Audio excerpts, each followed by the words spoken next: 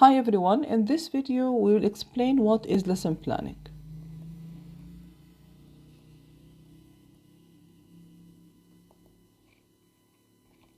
Well, in order to plan a lesson you have to bear in mind who are you gonna teach, what you're gonna teach, how you're gonna teach it, and how you're gonna evaluate your students' work. With bearing these in mind, you can craft way better lesson plans. The question that I normally ask when we plan lessons, why should I plan a lesson?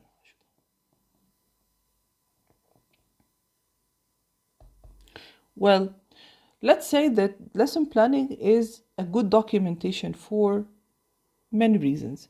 You're documenting your self-teaching, and which is perfect for improvement. You can improve as you go. You can see exactly where are the weaknesses and you can work on them.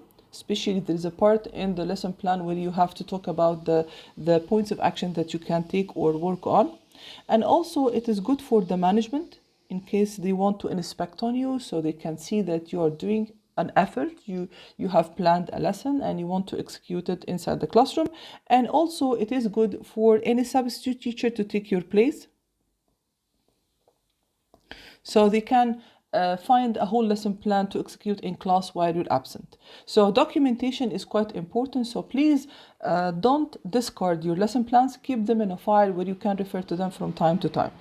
Also, the lesson plan will show you exactly the kind of interaction between you and your students, the ratio of interaction. So we normally have an interaction from teacher to students, from students to teacher, and from students to students.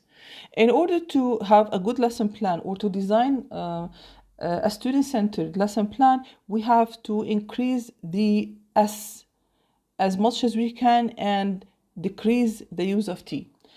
If you have a lot of T's in your lesson plan, this means that your lesson plan is very teacher-centered, while when you have a lot of S in your lesson plan, it means that you have designed your lesson plan towards the students. So make sure that you can see clearly where the interaction goes.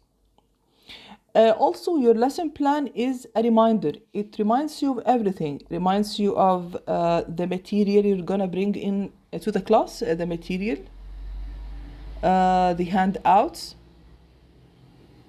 number of copies that you have to generate for your students. It reminds you of the visual aids, especially if you are a novice teacher. Even the markers that you have to bring along, markers, blue tack, props, realia, anything that you may use inside the classroom for your lesson. It will help you also anticipate problems. When you write your lesson objectives, when you design the production phase, when you decide on the language that's going to be explained inside the class, you can anticipate students' problems, like their struggles with a certain grammar rule or a certain pronunciation problem. So you can anticipate problems and then correct them as you go, or even think of solutions to them. So there is a difference between lesson planning and preparation. The preparation is everything that is gonna be needed in order to plan my lesson. For example, I have to bring the material, I have to bring the visual aids, I have to think of the realia I'm gonna bring to my class, I have to think of handouts, I have to think of exercises, for example. So these things will help you decide on your lesson planning.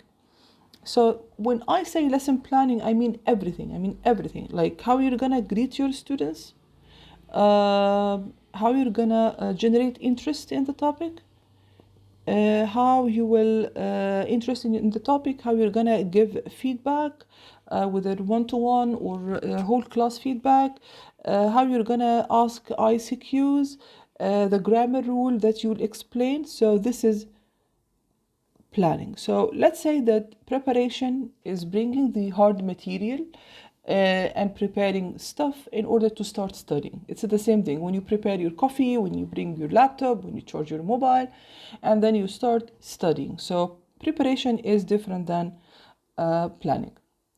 I want also to remind you that lesson planning is all about anticipation. You anticipate everything.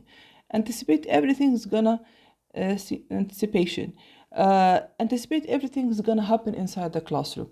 However, you have to understand that with experience, you will soon come to realize that no lesson plan is perfect. No lesson is perfect. No lesson is perfect.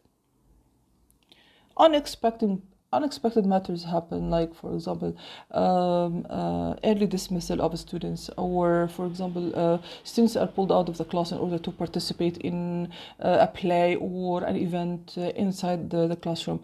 A student like got tired and he had to leave. So you have to understand that this is very normal, and your mind should be clear on how to proceed in spite of the alterations to the original plan.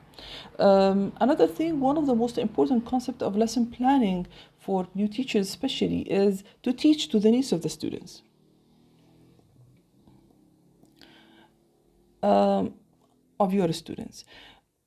Because a lot of teachers are so stubborn on teaching the lesson plan that they have, or they have exerted effort in doing. But no, the students' needs always comes first. So make sure that you teach for the needs and not for the lesson plan.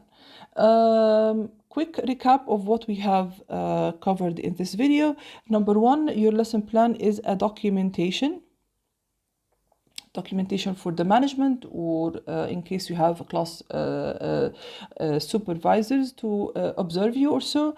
It's a documentation for improvement, and also this documentation for a substitute teacher to replace you in your absence. It's a reminder for you of all the material that you have to bring to the class, especially your novice. It will help you to anticipate problems that students may face in learning a certain grammar rule or language concept or so. You have to understand that planning is different than preparation. You have also to know that no lesson plan is perfect. You have to get adapted to the alterations that happen during the day. And also you have to teach to the needs of the students and not to the lesson plan. Okay, thank you so much for today, and we'll see you in other videos.